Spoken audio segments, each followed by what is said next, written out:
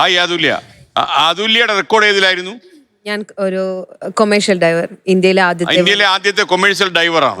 വനിതാ ഡ്രൈവർ. ഓ, പുരുഷന്മാർ വേറെ ഉണ്ട് അല്ലേ? ഓക്കെ. എവിടെ വീട്? എവിടാ? പാലക്കാട്, പട്ടാമ്പി. പട്ടാമ്പിയാണ്. ഈ പട്ടാമ്പിക്കാർക്ക് ഇതിനകത്ത് താല്പര്യം തോന്നാൻ കാര്യം?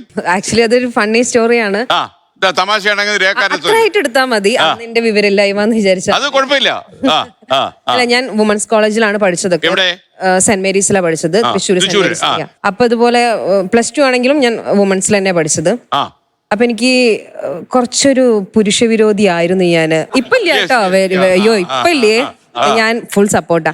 അപ്പൊ ആ സമയത്ത് ഇതുപോലെ തന്നെ അതാ എനിക്ക് തോന്നുന്നു ഒരുപാട് ചോദിക്കട്ടെ, ഈ രമേശ് പറയുന്നെല്ലാം കേട്ട് എങ്ങനെ സഹിച്ചു? എനിക്കിങ്ങനെ തരിച്ചു വരുന്നുണ്ട്, സീരിയസ്ലി എനിക്ക് തരിച്ചു വരുന്നുണ്ട്. അവിടെ പോയി അടിക്കണ്ടേ? ഇതിൽ കൂടുതൽ ആൾക്കാരെ ചൊറിയാനില്ല. ഇല്ല, എനിക്ക് കുഴപ്പമില്ല. പക്ഷെ ഭയങ്കര നിയന്ത്രണമുള്ള ആളാ താങ്കൾ. അതെ അതെ. ഈ പട്ടാമ്പിക്കാർക്ക് ഇത്രയും ക്ഷമയുണ്ടെന്ന്. അപ്പൊ അങ്ങനെ ഇരിക്കുന്ന സമയത്ത് അപ്പൊ എനിക്ക് കുറച്ചിങ്ങനെ ഒരു വിരോധം ഉണ്ടായിരുന്നു. പുരുഷന്മാര് അവര് ചെയ്യണു ഇവര് ചെയ്യണു എന്നുള്ളതൊക്കെ. പക്ഷെ ഞാൻ അങ്ങനെ ഡിബേറ്റിനൊന്നും പോയിട്ടൊന്നുമില്ല. അവരവരെ ജോലി ചെയ്യുന്നു എന്നുള്ളത്. പിന്നീട് ഒരിക്കൽ എന്റെ HOD ക്ലാസ് എടുക്കുന്ന സമയത്ത് ജെൻഡർ സ്റ്റഡീസ് ആയിരുന്നു ഞാൻ പഠിച്ചുകൊണ്ടിരിക്കുന്ന സമയത്ത്, ടീച്ചറാണ് ഇങ്ങനെ പറഞ്ഞത്, പുരുഷന്മാർ ചെയ്യുന്ന കുറച്ച് ജോലികളുണ്ട്, ഗേൾസ് എപ്പോഴും ഇങ്ങനെ സേഫ് ആയിട്ടുള്ള ജോബ്സ് തിരഞ്ഞെടുക്കുന്നത് എന്നുള്ള രീതിയിൽ.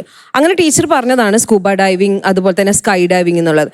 അപ്പൊ അന്ന് ഓൺലൈൻ ക്ലാസ് ആയിരുന്നു. അപ്പൊ ഞാൻ അപ്പൊ തന്നെ ക്ലാസ് കട്ട് ചെയ്തു. അപ്പൊ ടീച്ചർ എന്നെ എന്തായാലും പൊക്കും ക്ലാസ് കട്ട് ചെയ്ത് പോയിട്ടുണ്ടെങ്കിൽ.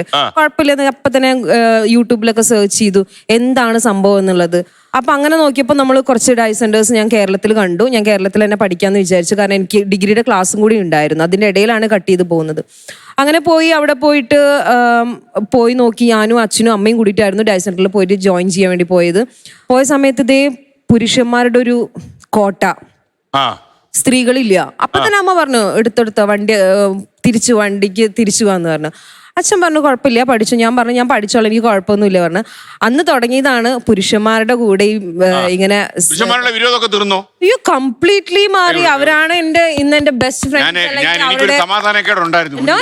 അതാ ഞാൻ പറഞ്ഞത്. ആ ഒരു മണ്ടത്തരം, ആ ഒരു സാധനം ഉണ്ടല്ലോ, ഇതൊക്കെ ഫെമിനിസം ആണോന്ന് എനിക്കറിയില്ല. അങ്ങനെ ആണെങ്കിൽ തന്നെ എന്റെ പൊട്ട ഫെമിനിസം ആയിരുന്നു എന്നുള്ള ഞാൻ തിരിച്ചറിയുന്നു. ഡൈവിങ്ങിലേക്ക് വരുന്നു.